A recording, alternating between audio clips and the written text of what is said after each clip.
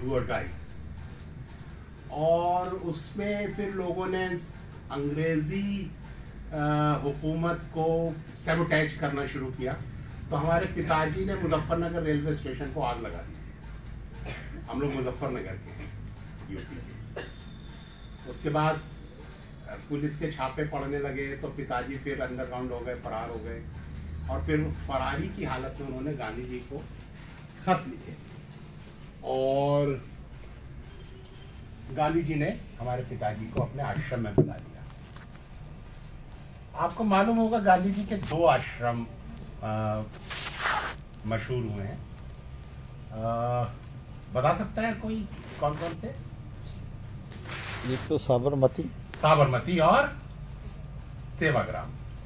साबरमती गांधी जी का पहला आश्रम था जिसे गांधी जी ने छोड़ दिया था। और छोड़ा क्यों था? जब अंग्रेजों ने नमक पर टैक्स लगाया तो गांधी ने कहा कि नमक तो हवा और पानी की तरह फ्री होना चाहिए। वो तो लोगों का अपना अधिकार है, हमारा समुंदर है, उसमें से हम पानी में से बनाते हैं नमक। आप कौन होते हैं टैक्स लेने वाले? तो अंग्रेजों के उस फैसले, कानून के खिलाफ गांधी ने फिर कहा हम मार्च करेंगे, पैदल मार्च करेंगे, जिसको दांडी मार्च नाम दिया।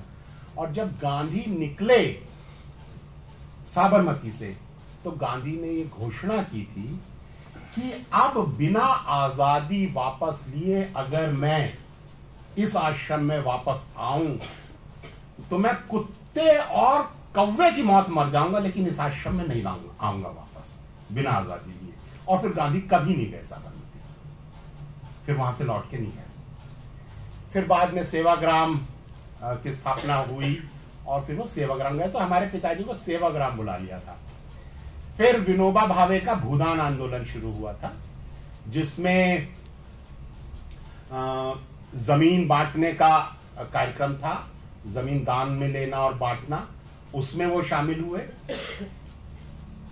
उसके बाद फिर सीलिंग एक्ट आया। सीलिंग एक्ट में सरकारों के पास जमीन आ गई थी और सीलिंग की जमीन को उत्तर प्रदेश में बांटने के लिए सरकार ने, उस समय जो मुख्यमंत्री थे हेमवती नंदन बहुगुणा, उन्होंने विनोबा भावे से हमारे पिताजी को मांग लिया कि हमारे पास पॉलिटिक्स में कोई इतना ईमानदार आदमी नहीं है जो जमीन को बांटने का काम ईमानदारी से कर दे। तो हमारे पिताजी को वो ले गए और हमारे पिताजी को कैबिनेट मिनिस्टर का रैंक दिया और उनसे कहा कि आप ये सरकारी जमीन भूमिहीन लोगों में बांट दीजिए। तो हमारे पिताजी ने 20 लाख एकड़ सरकारी जमीन लैंडलेस लोगों में बांटी और पिताजी लैंडलेस रहे खुद। हमारे पिताजी की 2017 में डेथ हुई। पिताजी के पास 1 इंच जमीन नहीं थी, अपना मकान नहीं था, कोई गाड़ी नहीं, कोई बैंक बैलेंस नहीं। और उन्होंने कहा मेरी लाश पर एक भी पैसा खर्च नहीं होना चाहिए, कोई पंडित नहीं, कोई मंत्र नहीं, कोई अंतिम संस्कार नहीं, मेरी लाश मेडिकल कॉलेज को पहुंचा देना। और उनकी डेथ के 2 घंटे के अंदर हमने उनकी डेड बॉडी को लिया और मेडिकल कॉलेज पहुंच गए। उनकी दोनों आंखें निकाल के 24 घंटे के अंदर 2 ब्लाइंड लोगों को मिल गया। कोई पंडित नहीं आया, कोई अंतिम संस्कार नहीं, कोई गरुड़ पुराण का पाठ नहीं, कोई और मुझे नहीं लगता उनकी आत्मा भटक रही है, क्योंकि हम मानते हैं आत्मा तो होती नहीं है, ये तो सब ब्राह्मणों के बनाए हुए ढोंग ढकोसले हैं। कोई हो तो माफ करना। तो वहां से हम लोगों ने शुरू किया अपना जिंदगी का सफर। पिताजी कहते थे कि भाई, बापू बोलते थे कि नौजवानों को गांव में रह के काम करना चाहिए, नहीं तो भारत का लोकतंत्र गुंडों का लोकतंत्र बन जाएगा। अब गांधी जी को ये पहले पता था कि एक दिन गुंडों का लोकतंत्र बनना है इसको। तो हमने कहा कि ठीक है, हम भी जाएंगे। मेरी जो साथी है, जीवन साथी, वो एक तरफा प्यार करती थी और कहती थी शादी करनी है, और मैं भागता था कि मुझे नहीं करनी है भाई, हम तो सोशल वर्क करेंगे और समाज के लिए जिएंगे। लेकिन फिर जब हमने डिसाइड किया कि हम गांव में काम करेंगे तो हमने कहा ठीक है, गांव में काम करने के लिए शादी कर लेते हैं। तो हमने गांव में काम करने के लिए शादी की, और शादी के 20 दिन के बाद हम लोगों ने अपने बैग पैक किए और दिल्ली छोड़ के हम छत्तीसगढ़ के दंतेवाड़ा जिले के अंदर गांव में 12 किलोमीटर गांव में एक पेड़ के नीचे हमने रहना शुरू किया 1992 1992 में। और बस लोगों के बीच रहना, तो सबसे पहले क्या करें भाई, अब जो किताबें पढ़ के आए थे, बड़ा गांधी को पढ़ा था और सबको पढ़ा था, लेकिन ग्राउंड पे तो वो सब कुछ दिखता नहीं है। ग्राम स्वराज्य की परिकल्पना को साकार करना है तो क्या करें, तो बच्चे हमको देखते थे, हंसते थे, तो बच्चों को बुलाते थे तो वो दौड़ जाते थे। तो फिर कुछ टॉफियां लेके आए, फिर बच्चों को टॉफी दिखा दिखा के ललचा के बुलाते थे, फिर उनके साथ दोस्ती की, फिर उनको हैंडपंप पे ले जाके नहलाते थे, फिर उनके साथ गाने गाना, खेलना, फिर उनको थोड़ा सा पढ़ाना, गिनती विनती, और फिर वो क्लासेस शुरू हुई। फिर नौजवानों के लिए वॉलीबॉल लेके आए, फिर उनको उनके साथ वॉलीबॉल खेलना शुरू किया। फिर हमने देखा कि सब बीमार हैं, तो हम दंतेवाड़ा 12 किलोमीटर दूर हॉस्पिटल में गए। हमने कहा भाई गाँव में आपका कोई हेल्थ वर्कर नहीं आता है, हर घर में लोग मलेरिया से, स्कैबीज और डायरिया, डिसेंट्री से पीड़ित हैं। तो जो वहाँ की ब्लॉक मेडिकल ऑफिसर थी वो बोली कि देखिए कोई नहीं आएगा गांव में, हाँ आपको अगर सेवा का शौक है तो मैं आपको बता देती हूँ कि मलेरिया स्लाइड कैसे बनती है, लाइए अपनी उंगली दिखाइए। और उसने वो मेरी उंगली में प्रिक किया, बोली ये कांच की स्लाइड में ऐसे बनाना है मलेरिया स्लाइड, और हमें लाके दे देना, हम टेस्ट करके बता देंगे पॉजिटिव है नेगेटिव है, और आपको दवाइयां भी दे देंगे, आप बांटते फिरो, जाओ गांव में सेवा कर लो। तो मेरी वाइफ का जो वैनिटी बैग था वीआईपी का, हमने वो खाली किया और सारी दवाइयां लाके उसमें भर ली। हमने कहा यहाँ जंगल में क्या मेकअप करना, और वो लेके हम गांव घर घर घूमते थे, और लोगों का मैंने हजारों स्लाइड बनाई होंगी मलेरिया को लेकर के, खूब काम किया हमने। फिर वहां जो ऑफिसर्स थे वो बड़े खुश होते थे, क्योंकि दंतेवाड़ा को पनिशमेंट पोस्टिंग मानी जाती थी कि कोई अगर सरकारी कर्मचारी या अफसर बदमाश है, उसको पनिश करना हो तो उसको दंतेवाड़ा भेज दो। तो वहां कोई काम ही नहीं करना चाहता था, कोई रहता ही नहीं था। तो बड़े खुश होते थे वो डीसी वगैरह, एसपी वगैरह, कि भाई दिल्ली से कोई कपल आके जंगल में रह रहा है पेड़ के नीचे। तो वो आते थे, मिलते थे और बोलते थे कि बताइए हम क्या कर सकते हैं। और धीरे धीरे उन लोगों ने हमें अपनी कमेटीज में मेंबर बनाना शुरू किया। हर डिपार्टमेंट की कमेटी में हम मेंबर थे, स्टेट लेवल कमेटीज में। डिस्ट्रिक्ट लेवल पर मुझे ऑनरेरी मजिस्ट्रेट अपॉइंट किया, जिसमें हम डिस्ट्रिक्ट जज के साथ डायस पे बैठ के लोक अदालत में समझौते के मुकदमे सुनते थे। कंज्यूमर फोरम का मुझे मेंबर अपॉइंट किया। सुप्रीम कोर्ट की कमेटी थी NALSA, national legal aid services authority, उसके हम मेंबर थे। और फिर गवर्नमेंट ने कि साहब हमारा वीडियो काम नहीं करता तो आप हमारा हेल्थ प्रोग्राम भी चलाओ, एजुकेशन का प्रोग्राम भी आप चलाओ, वाटरशेड आप चलाओ। और फॉरेन की फंडिंग एजेंसीज आने लगी कि आपको हम मदद देना चाहते हैं, इस इलाके में कोई काम नहीं करता है। और धीरे धीरे हम जो 2 लोग गए थे वहाँ, हमारे साथियों की संख्या, स्टाफ की संख्या 1000 हो गई।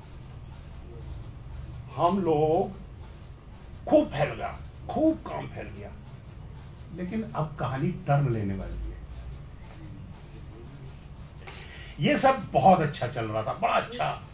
संस्था के पास 600 से ज्यादा साइकिलें, 100 से ज्यादा मोटरसाइकिलें, ट्रैक्टर, बस, जीप, कार, खूब पैराफॉर्मेलिया। उधर जज साहब आके बैठे हुए हैं, उधर डीसी साहब बैठे हैं, इधर मिनिस्टर साहब आ रहे हैं, और भीड़ भड़क्का खूब। इस प्रोजेक्ट की यहाँ मीटिंग चल रही है, इसकी हिमांशु कुमार बड़े बिजी और इम्पोर्टेंट बन गए थे। लेकिन तभी एक पैरेलल प्रोसेस भी चल रहा था। और वो प्रोसेस था एलपीजी का प्रोसेस। ये मैंने बताया कि हम कौन से सन में गए थे, 1992 में। उसी वक्त एक और प्रोसेस चल रहा था जो था एलपीजी का लिबरलाइजेशन, प्राइवेटाइजेशन और ग्लोबलाइजेशन, उदारीकरण, वैश्वीकरण और निजीकरण। उसमें क्या हो रहा था, उसमें जो दुनिया के मल्टीनेशनल कंपनीज, कैपिटलिस्ट्स और जो इंटरनेशनल जो फाइनेंशियल इंस्टीट्यूशंस थे, world bank, international monetary fund, आप लोगों ने उन दिनों, आप तो खैर छोटे रहे, लेकिन डंकल प्रस्ताव, गेट समझौता, WTO, world trade organisation, world bank, और ये सारे शब्द सरफेस पर आ रहे थे। और ये लोग विकासशील देशों की बाह मरोड़ रहे थे, आर्म ट्विस्टिंग, कानून बदलो, फॉरेन इन्वेस्टमेंट और फॉरेन कैपिटल को अपने देशों में आने दो, अपने कानूनों में बदलाव लाओ, दरवाजे खोल दो इंटरनेशनल पूंजी के लिए। और इसको वो कह रहे थे उदारीकरण और वैश्वीकरण, कि बिजनेस जो है वैश्वीकरण और निजीकरण। सरकार को बिजनेस नहीं करना चाहिए, सरकार को कारखाने नहीं चलाने चाहिए, सरकार को अस्पताल नहीं चलाने चाहिए, स्कूल नहीं चलाए जाने चाहिए, सब प्राइवेट कर दो, प्राइवेटाइजेशन। तो एलपीजी का प्रोसेस चल रहा था और इंटरनेशनल कैपिटल जो बड़े देशों की पूंजी थी वो गरीब देशों की तरफ दौड़ रही थी, और वो दौड़ रही थी लैटिन अमेरिकी देशों की तरफ, अफ्रीका की तरफ, मिडिल ईस्ट की तरफ, तेल के इलाकों पर कब्जा करने के लिए। उधर साउथ अमेरिका में सरकारों को गिराया जा रहा था, कू कराए जा रहे थे, राष्ट्रपतियों की हत्या, सरकारें पलटना, एक्टिविस्टों को जेल में डालना, जो इंडिजिनस ग्रुप्स के लीडर्स थे उनको मार देना, जेलों में डालना, ये सब चल रहा था। अफ्रीका में, फिलीपींस, अगर आप पूरा डाटा उठा के देखें तो इन्हीं इलाकों में पूरा कैपिटलिज्म का नंगा नाच चल रहा था और एक्टिविस्टों की सबसे ज्यादा हत्याएं हो रही थी। और साउथ एशिया में, भारत में ये कैपिटल आ रही थी। तो छत्तीसगढ़ में 2005 पहुंच चुका था। हम लोग 92 में गए, 2005 आ गया, और 2005 में सरकार कहती है कि हम नक्सलियों को इसलिए मारते हैं क्योंकि भारत के संविधान को नहीं मानते। तो हम सरकार से पूछते हैं, आप मानते हैं संविधान को? संविधान ये कहता है कि आदिवासी की जमीन सरकार बिना आदिवासी की इजाजत के नहीं ले सकती। आदिवासी इलाके आते हैं 5th शेड्यूल में, 5वीं अनुसूची, और 5वें अनुसूची क्षेत्रों में कॉन्स्टिट्यूशन ऑफ इंडिया कहता है कि बिना ग्राम सभा की अनुमति के, without the consent of the gram sabha, no land can be acquired, कोई जमीन का एक्विजिशन हो ही नहीं सकता। अगर गांव वालों ने कह दिया कि हम जमीन नहीं देना चाहते तो सरकार कुछ नहीं कर सकती। यह है कॉन्स्टिट्यूशन। सरकार ने क्या किया? सरकार ने 100 कंपनियों से MOUs किए, और आप जानते हैं कि मेमोरेंडम ऑफ अंडरस्टैंडिंग, MOU होने के बाद जो कंपनियां होती हैं वो अपने शेयर्स इश्यू कर देती हैं। और आप ये भी जानते हैं कि आज जो इन्वेस्टमेंट है, अगर कंपनी के शेयर इश्यू हुए, भले ही कंपनी का नाम इंडियन होगा, लेकिन उसमें कैपिटल ऑनलाइन है, वो किसकी है आप पता नहीं लगा सकते। भाई एक शेयर निकला एक कंपनी का, उसमें 10 बैंकों ने पैसा लगाया।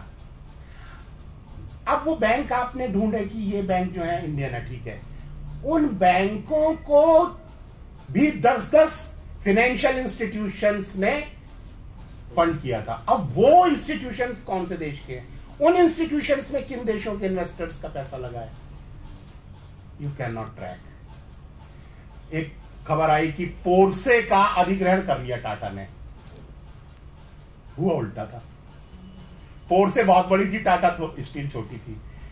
पोर्से ने टाटा स्टील का अधिग्रहण कर लिया, लेकिन भारत में खबर चलाई गई कि टाटा स्टील ने पोर्से का अधिग्रहण कर लिया। आपको लगता है कि टाटा स्टील जो है वो भारतीय कंपनी है, लेकिन उसका सारा प्रॉफिट जर्मनी जा रहा है, आपको पता ही। तो आप लोगों ने एक आंदोलन का नाम सुना होगा कुछ साल पहले, ऑक्यूपाई वॉल स्ट्रीट, स्टूडेंट्स का था, और उसमें एक नारा था 99 अगेंस्ट 1%। क्या था वो नारा? दुनिया का जो कैपिटल मार्केट है उसके 99% कैपिटल पर 1% कैपिटलिस्ट का कब्जा है। दुनिया की 99% कैपिटल पर 1% कैपिटलिस्ट का कब्जा है। भारत में ये आंकड़ा है 100 फैमिलीज के पास भारत की 70% वेल्थ है। तो ये जो 1% कैपिटलिस्ट है, ये दुनिया के सबसे ताकतवर लोग हैं। यही डिसाइड करते हैं वॉर कहां होगा, सेनाएं कहां जाएंगी, कौन से इलाके पर कब्जा किया जाएगा, किस इलाके को लूटा जाएगा, तेल की लूट कहां होगी, खनिजों की लूट कहां होगी, फौजें कहां जाएंगी, अब वॉर कहां होगा, यही डिसाइड करते हैं। वॉर बिजनेस के लिए होती है। तो भारत में जब सरकार ने एमओयू कर लिए, उसके बाद उसकी दम नहीं है कि वो रोक ले उनको।